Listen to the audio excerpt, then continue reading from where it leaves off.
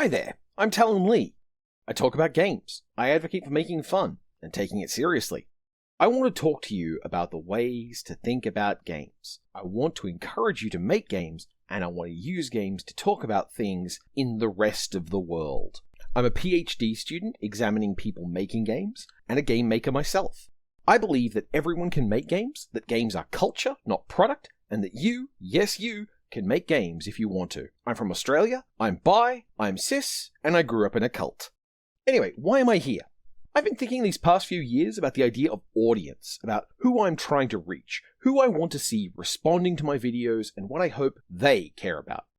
Let me then tell you a tiny story about YouTube, which is both very important and irrelevant, depending on how best we want to avoid criticism.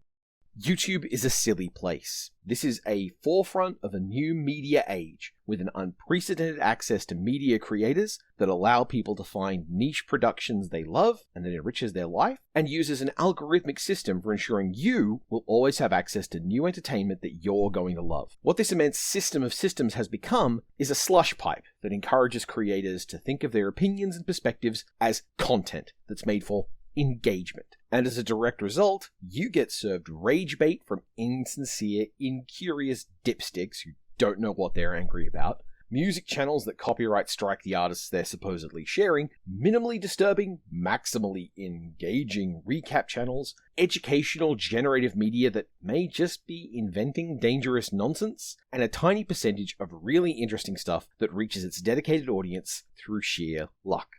This means that there's a culture of games communication on YouTube that primarily treats games as commercial objects, where the audience are centralized consumers and somehow invested in the success or failure of a company's stock price. There are also people talking about game design, with a strange mindset that there is good game design on one side and bad game design on the other, and that why aren't they just turning the dial towards good more?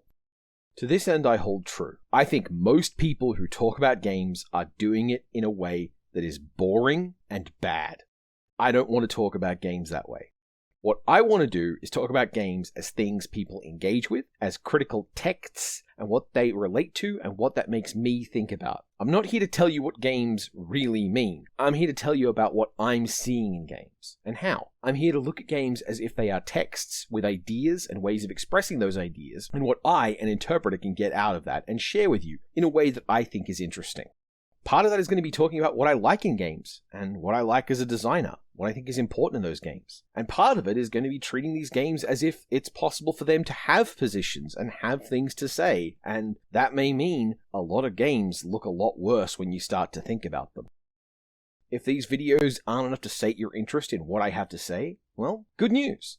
I also write a daily blog on press.invincible.inc. I post on Cohost and kind.social if you want to reach me somewhere or ask me questions. If you like this YouTube channel or like my blog and want to encourage me doing so, you can go and support me over on Patreon. Beyond that, the rest of the videos lay before you as a buffet of things to get interested in.